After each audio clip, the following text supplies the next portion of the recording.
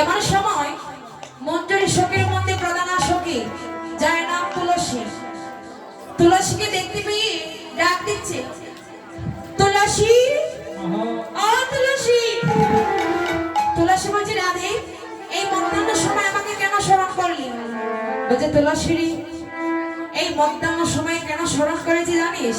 আজ মধ্যাহ্ন সময় তোর কাছে আমার মনের কিছু কথা কই, তাই তো বলছি রে। কিবা রাধিকা রূপসী লইয়া তুলসী আমারে মধুর কথা।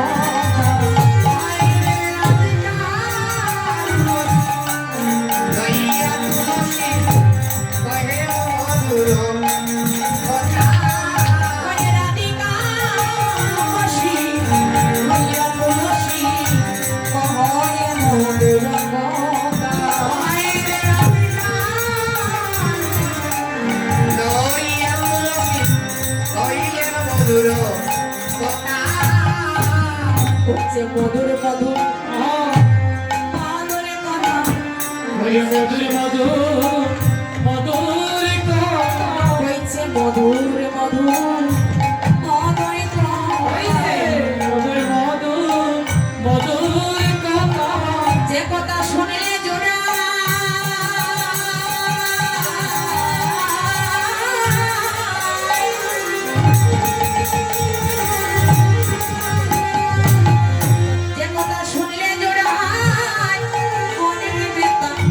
হইছে, মধুর মধুর মধুরী কথা।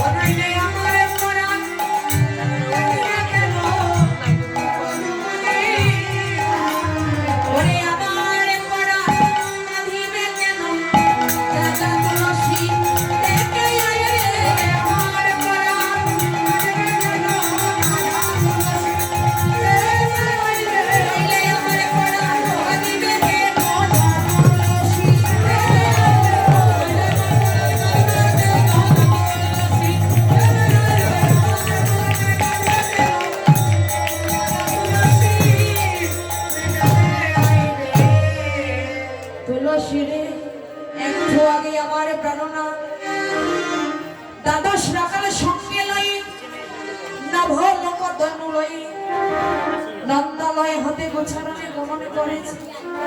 এখন তো মধ্যাহ্নকাল, প্রখর রুদ্রের কিরণে বৃন্দাবনের ধূলিকণা কতই না তপ্ত হয়েছে। আমার মনে হচ্ছে কি জানিস, ওই রুদ্রের কিরণে বৃন্দাবনের ধূলিকণা কতই তপ্ত হয়েছে, আর সেই ধূলিকণায় হেঁটে হেঁটে আমার গোবিন্দের কতই না কষ্ট হচ্ছে। তুলসী, তাই তো বলছি তুলসী, আরে বিলম্ব করিস না, এই নে তাম্বুল কর্পূর, এই নে মালা, এটি নিয়ে যা, আমার গোবিন্দকে দেখে আয়, আমার গোবিন্দ কেমন আছে। যদি দেখবে দাদা বলাই শুনে আছি, তখন আমার মনের কথাটা বলবি না, আর যখন দেখবে সময় সাথী আছে, তখন এই মনের কথাটা বলবে। তাই তো বলছি রে, আরে সময় বুঝিয়া সরস হইয়া মিলিবি না দরকার।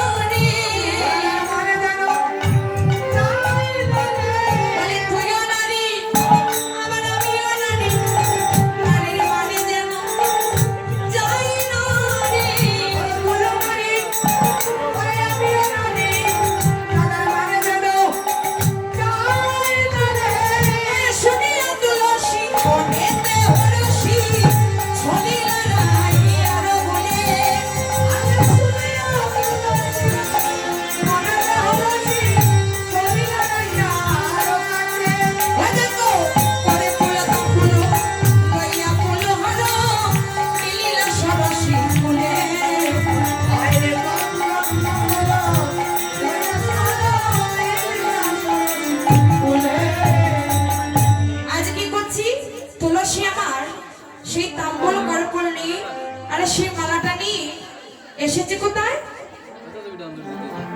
তো এবার যেই না এসেছে গোবিন্দের কাছে, এসে দেখতে পাচ্ছে গোবিন্দ আমার গল্প করছে। তাই তুলসী কি করছি, চরণে নূপুর পরা ছিল, সেই নূপুরটা জোর জোর করে বাজিয়ে যাচ্ছে, জুড়ে জুড়ে বাজাচ্ছে যেন গোবিন্দ শুনতে পায়। সেই ধ্বনি শুনে গোবিন্দ পিছন ফিরে দেখে দেখে বুঝতে পারছে যে আজ তুলসী এসেছে, তার কাছে হয়তো কিছু বলা গেলে বুঝতে পারবো। তো এবার কি করছি, দেখিয়া তুলসী মনেতে অরসি যতনে বসালো কাছে, যতন করে কাছে বসিয়েছে। যেই না তুলসী এসেছে, আজ গোবিন্দ আমার তুলসীকে পেয়ে তুলসীকে বলছে, তুলসী বলো কেন শুভাগমন, কেন শুভাগমন, অসময়ে কেন স্মরণ, কেন এসেছে এখানে? তো দেখুন কমিটির বাবাদেরকে বলছি, এখানে অষ্টসখী লাগবে, 8টা পশরা লাগবে, আপনারা একটু রেডি হয়ে আসরের মধ্যে পৌঁছে দেবেন।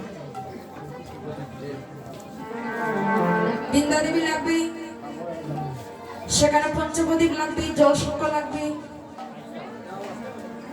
এসব নিয়ে চলে আসবেন, একটা গট লাগবে। তো এবার কি হচ্ছে, বলছে কেন শুভাগমন, অসময়ে কেন স্মরণ, বনে কিবা প্রয়োজন। তুলসী রেখে গিয়েছে, কারণ এসেছে তো আমি রাধারানীর দরকারে। গোবিন্দ আবার উল্টা আমাকে প্রশ্ন করছে, বলছে গোবিন্দ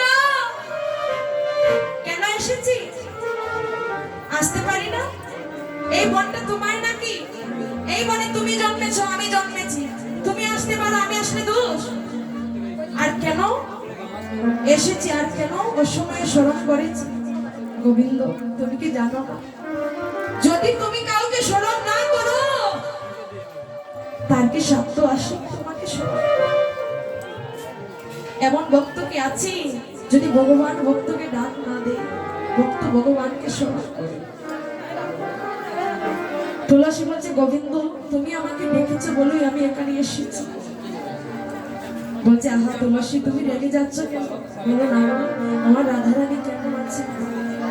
তো এবার তুলসী বলছে, গোবিন্দ তাহলে শোনো, ওরে সেজে বিনোদিনী দিবস রজনী,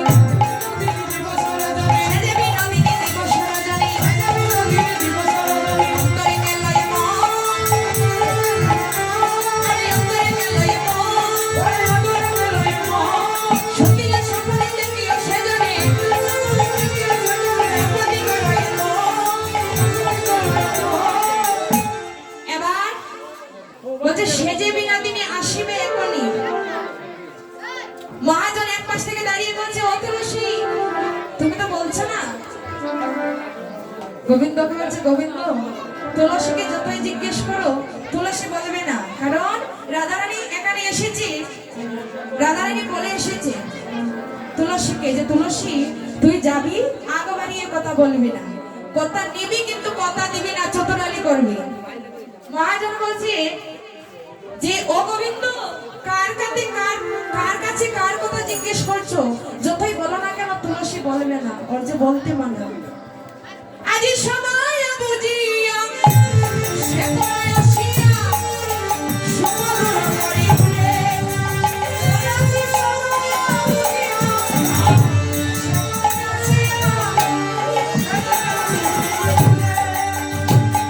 ও গোবিন্দ হে সময় বুঝিয়া সে পরে আসিয়া সমদর করি ভুলে,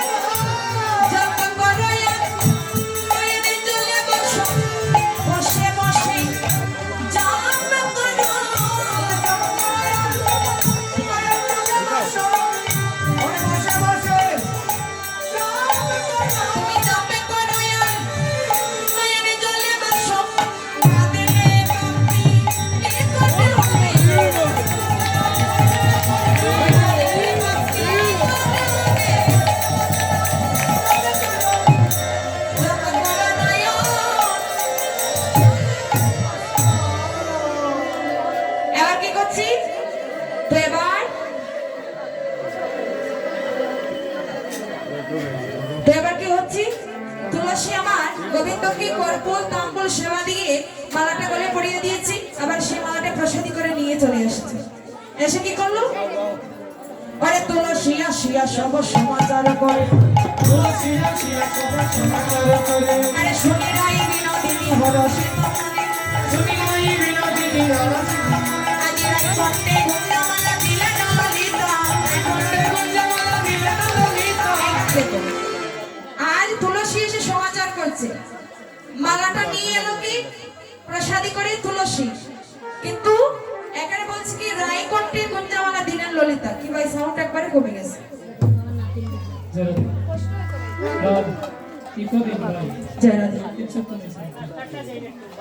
বলছে তুলসী আসিয়া সমাচার করছে রাই কণ্ঠে গুঞ্জমালা দিলেন ললিতা, কারণ রাধারানীকে যখন তখন স্পর্শ করার অধিকার ছিল ললিতার, আর গোবিন্দকে স্পর্শ করতেন কি তুলসী।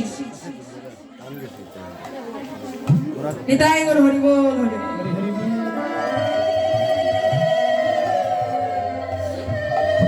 তো এবার যেটা এসেছে, আজ রাধারানী মালাটা গলে পড়ে বলছে ললিতারি বধুর অঙ্গ পরে সে আমার হৃদয় শীতল হয়েছে, কিন্তু গোবিন্দকে দেখার জন্য আমার নয়ন দুটো বেকুল হয়ে আছে।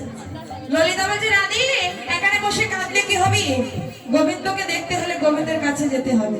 বলছে কেমন করে যাব, বলতে চলা না করি, গোবিন্দকে পেতে হলে কাঁদতে হয়, তুই আজ চলনার কাঁদা কাঁদবি, তারপর গোবিন্দ দর্শনে যাবি। বলছে কেমন করি,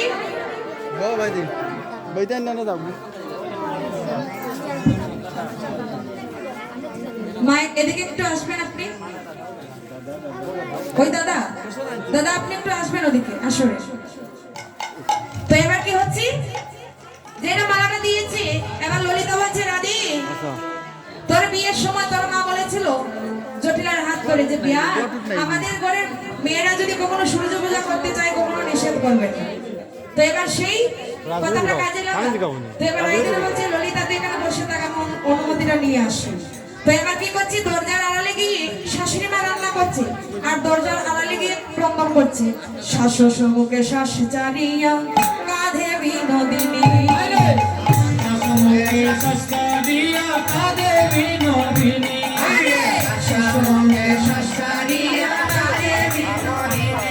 ওরে আসো পাইয়া বাসবে চাইয়া মুছে চোখের পানি, আরে আসো পাইয়া বাসবে চাইয়া মুছে চোখের পানি। আজ বৌমা কাছে শাশুড়ি মা রান্না করছে, আর দরজার আড়ালে বসে বসে রাধারানী প্রঙ্গন করছে, কেমন ভাবে শোনো।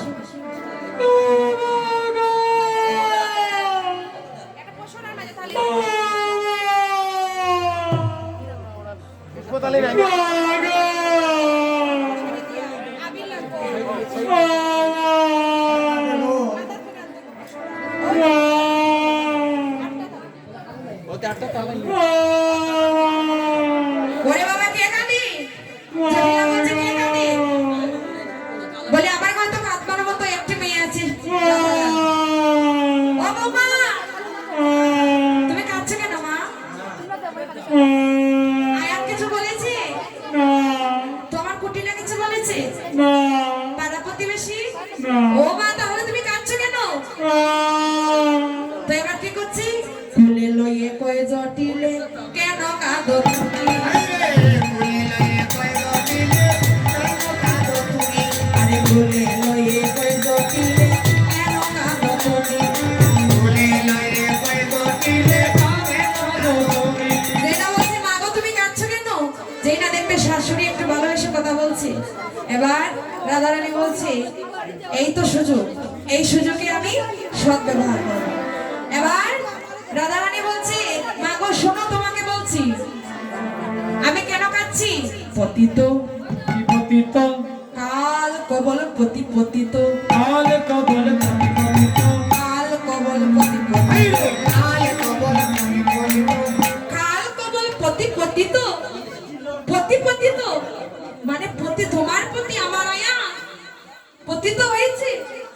বাবা কথাই বলে না পরের ছেলে পরম আনন্দ, যতই গুরুদায় যায় ততই আনন্দ। এত আর পরের ছেলে নয়, নিজের ছেলে আয়া। বলছে ও বাবা একে বলছো তো আমার ছেলে পতিত হয়েছে, বলো বাবা কেমন করে। এবার রাধারানী বলছে শোনো মা, অনেক গভীর রাতে নিদ্রায় গিয়ে স্বপ্ন দেখলাম মোরপতি কি দুর্গতি শোনো না তুমি। মা, গভীর রাতে স্বপ্ন দেখলাম কি জানো? আমার হাতের শঙ্খ ভেঙে গেছে। গভীর রাতে স্বপ্ন দেখি হাতের শঙ্খ ভেঙে গেছে। আর কি দেখলাম জানো? দেখলাম আমার হাতের শঙ্খ ভেঙে গিয়েছে। আর কি দেখেছো? বলছে আরো দেখলাম আমার বালের সিঁদুর মুছে গেছে। বালের সিঁদুর মুছে গেছে। গভীর রাতে স্বপ্ন দেখি বালের সিঁদুর মুছে গেছে। ও মা, কি বলছো গো মা? এত মহাবিপদ।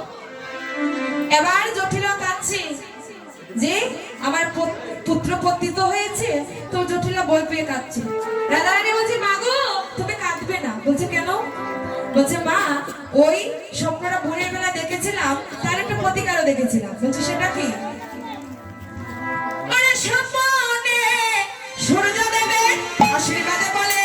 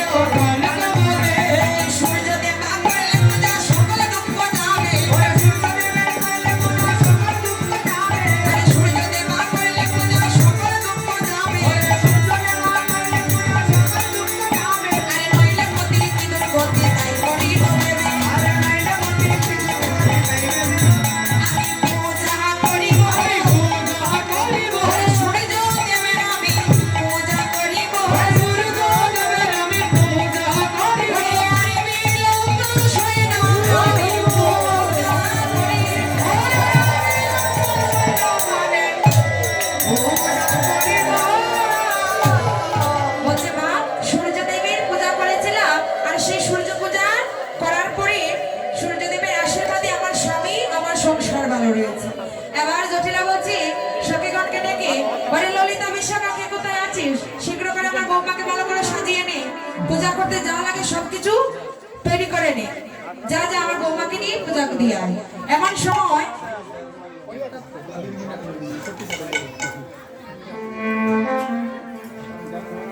তো এবার কি করছি? সবকিছু সাজাচ্ছি পূজার উপচার।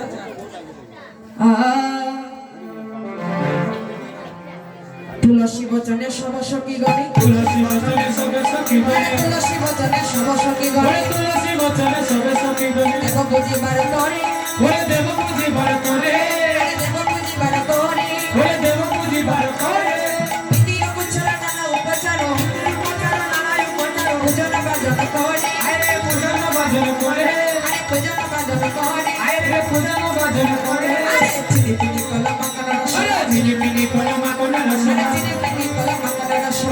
চিনি কলা মাখনা রস, দেউরি কদম পতিলা, ওরে দেউরি কদম পতিলা, আরে দেউরি কদম পতিলা, আরে দেউরি কদম পতিলা, আরে পুরি পুয়া বাজা পেলা সরবাজা, ওরে পুরি পুয়া বাজা পেলা সরবাজা, পুরি পুয়া বাজা পেলা সরবাজা, পুরি পুয়া বাজা পেলা সরবাজা, রাধিকা করিয়াছিল, আরে রাধিকা করিয়াছিল, আরে রাধিকা করিয়াছিল, আরে রাধিকা করিয়াছিল। বাবা, এই মতো তালির মধ্যে 8টা পসরা লাগবে, অষ্টসখী মাথায় করে নিয়ে আসরে আসবে। তাল নেই, 8টা তাল নেই, একটা 4-7টা লাগবে। তো একটার মধ্যে ফুল, আবির, সিঁদুর, শাঁখা সব আছে, ফল লাগবে 8টা তালির মধ্যে। অল্প অল্প দিলেই হবে, পূজা করতে যাবে তো একটু ফলমূল লাগবে। তো 8টা সব সখীগণের মস্তকে রাখবে। গট লাগবে, একটা গট, পঞ্চপ্রদীপ লাগবে, জল শঙ্খ লাগবে, একটা আগরবাতি দিয়ে দেবেন। আর বিদ্যা দেবী একজনে রাখবেন মস্তকে, বা বৃন্দা দেবীটা একটু পৌঁছে দেবেন আসলে।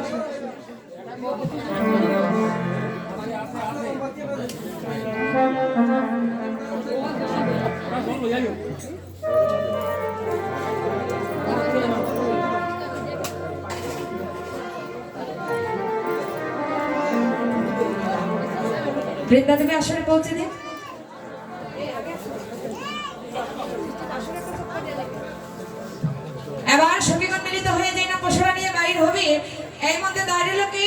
নয়।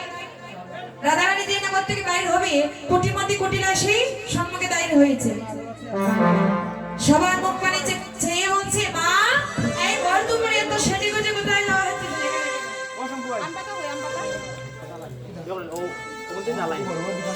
জটিলা বলছে, ওরে কুটিলা তুই কেমন করে জানলি? তুই তোর ঘরে থাকিস না? তোর দাদার মঙ্গলের জন্য তোর বৌদি সূর্য পূজা করতে যাবে। এবার কুটিলা বলছে, বৌদি যাবে দাদার মঙ্গলের জন্য? বলে দাদা তো আমারও দাদা, তাহলে আমিও সূর্য পূজা করতে যাব। এবার বলছে কি যে আমিও তোদের সঙ্গে যাব। রায়তনি মনে মনে ভাবছে যার জন্য এত কিছু করলাম সেই বলছে সঙ্গে যাবে। এবার কি করবি? কুটিলাকে নিয়েও যাচ্ছে। চলো রে রাধা বিনোদিনী, চলো রে রাধা বিনোদিনী।